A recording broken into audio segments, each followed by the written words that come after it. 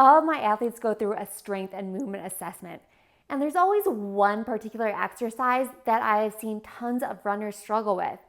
It of course also happens to be the movement that's most specific to running.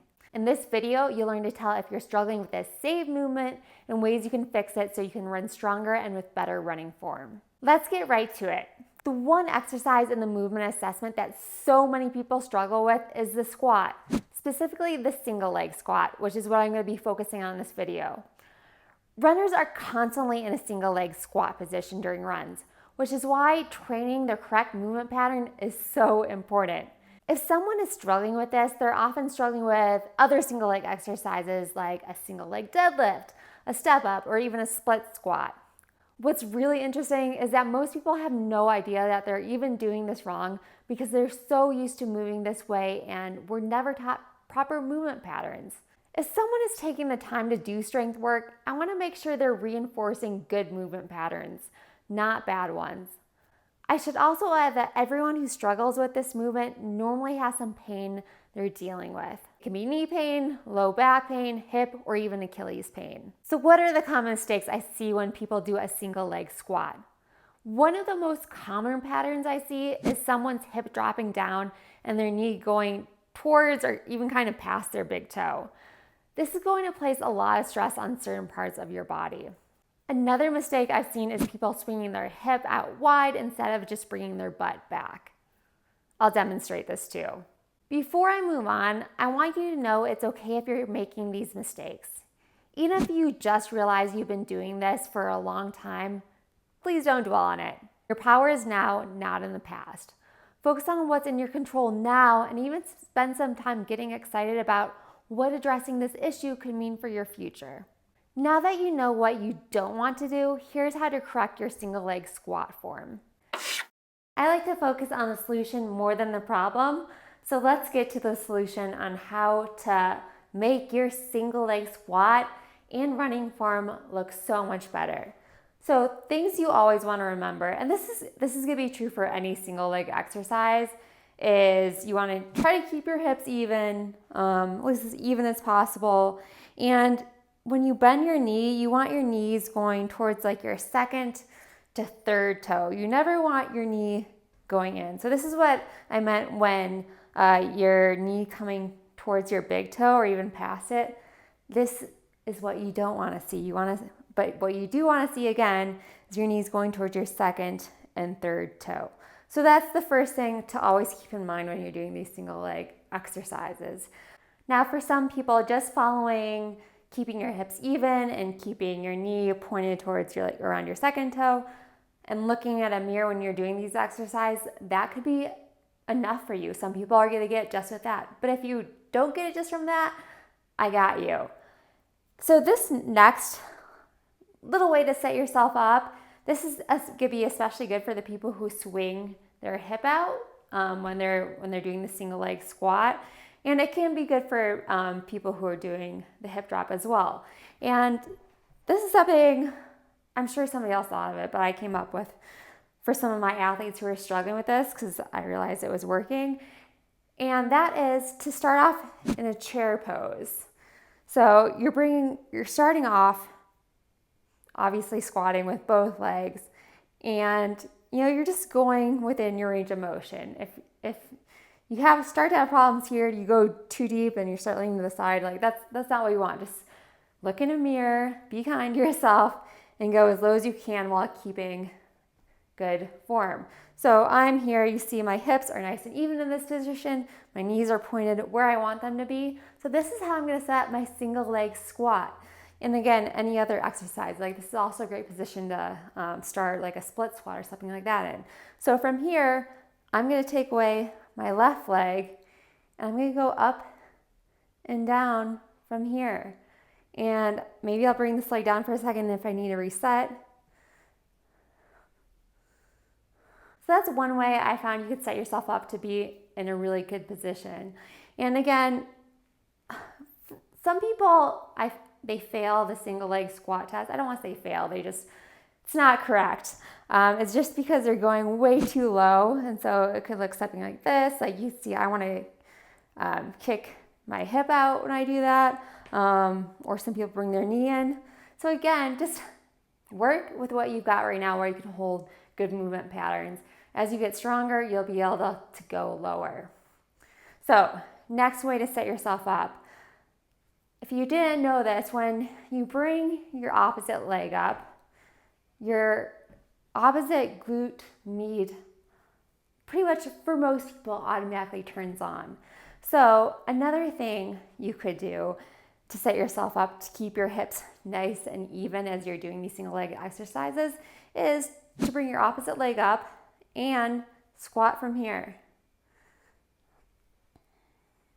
You see, like it's just an easier way to keep your hips even.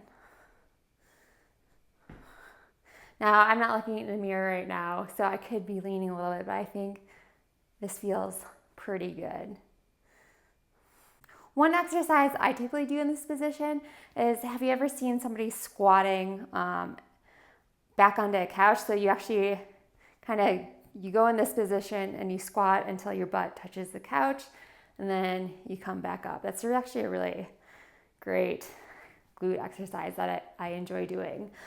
Something else you can do to help make sure you have perfect form as you're doing single leg exercises is to take any type of pole like this. This is literally part of a Swifter. I just popped the end off. And so what we're gonna do here is you want this pole to be touching your head, back, like upper back, butt a little bit. And this is so you don't, it's like something I used to do and still kind of want to do is stick my butt out. So this kind of helps keep it in. For other people, you might actually round more like this when you squat. So you can kind of see this pole's coming off my low back. So this is gonna help you squat, keeping good posture. You still might not be perfect, but it should help. Something else to consider is your shoe choice, or even if you should have shoes on it at all. I watched a couple of people do the single leg squat test, and they had just really thick shoes on. And I could tell the shoes were just increasing their level of instability. And so I'm just wearing really thin topo shoes. I like to go barefoot when I'm at home. Just don't feel like showing my feet off in video every single time. So really consider your shoe choice and just this is a good time to go minimal. You're not running, you're just doing exercises where your legs staying on the ground. So think about that.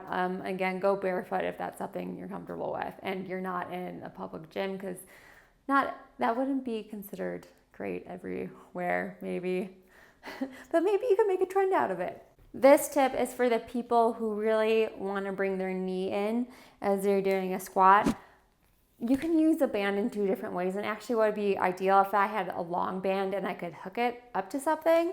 But this is gonna work to show you what I mean fine too. So, I'm gonna start with my chair pose for this.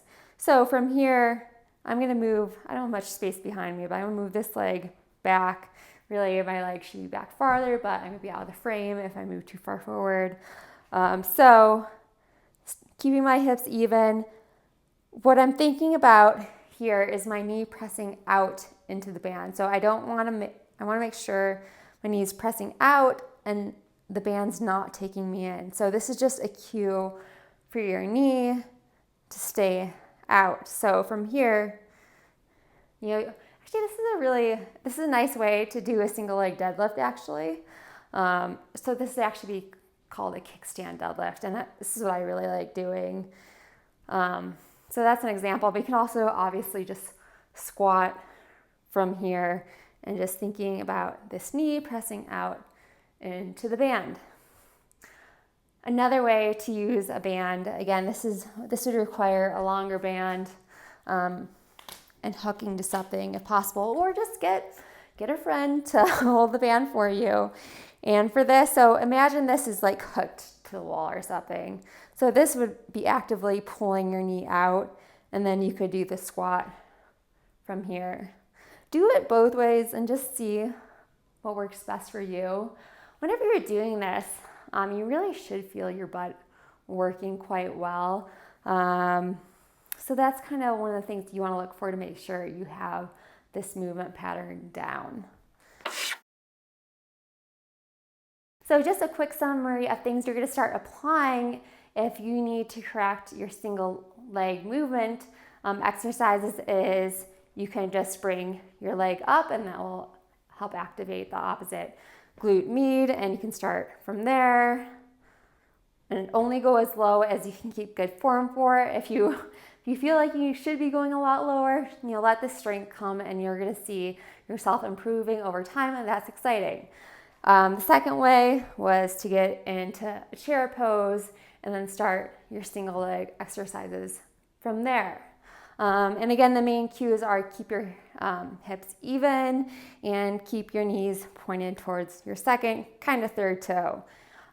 Then you can use a pole to help keep good posture, as I was doing. And then lastly, you can use a band to pull you could do it to pull your knee out to make sure you're keeping good form that way. Or you could be pulling the band this way and having your knee press into the band as your cue to keep your knee out. So those are tips that have worked really well for my athletes, but they worked well because they were doing these things consistently, and that's really the key. I'm going to show you one of the technique exercises that I like to do before runs. You can do it outside, which is nice. And that's just taking what we learned about bringing the knee up to turn the opposite glute med on. So all it is, and I'm going to over exaggerate this because if we're doing something the opposite way, like dropping our hips, that's when over exaggerating can really help make, or I'll say it this way, can normalize things when we're running. So all it is,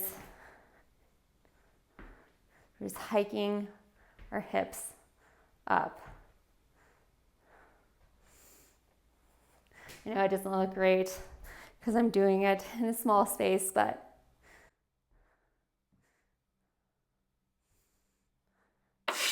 I want you to apply what you learned, so here are some practical tips you can start using right now. First off, if you're strength training with weights, I'd recommend doing these exercises about 2 to 3 times per week. For runners, you need about 48 to 72 hours between leg strength sessions. This often gets you the best results. This is because if you're challenging yourself with these exercises, doing more is likely to leave you tired, which can prevent you from seeing the results you want. Our muscles break down with strength training. You have to give your muscles adequate time to rebuild if you actually want to get stronger. This leads to my next tip. What you can do every day is some technique drills and easy activation exercises before runs. This way you can learn to apply the strength you're gaining to your running form. Over time, this is really where you're going to see some of the biggest, nicest improvements to your running form and even your paces if you're training smart. Of course, training smart takes a lot of different things into consideration, right? Now, you still might see a slight hip drop as you run, but that can be okay. Remember, it's that excessive hip drop, the hip going too far to the side and the knee coming in too far. That's what we really don't want. Since it can be easy to resort back to old, unwanted patterns when you become fatigued during long runs or speed workouts, please make sure you do this movement assessment frequently. This is just one of the exercises I include in the strength and movement assessment that I give my athletes. If you want to try the rest and learn what to look for and how to make corrections, please check out the Ultimate Running course, Learn to Coach Yourself. In this course, you'll be given all the tools and strategies you need to learn to coach yourself. I'll link to the course in the description below if you're interested. I'm your coach, Standing Knife Paper, and whether you're running 100 miles or just trying to run 1 mile, you belong here. I'm truly so honored to be part of your running journey and hope you follow along for more tips. Until next time, keep running wild.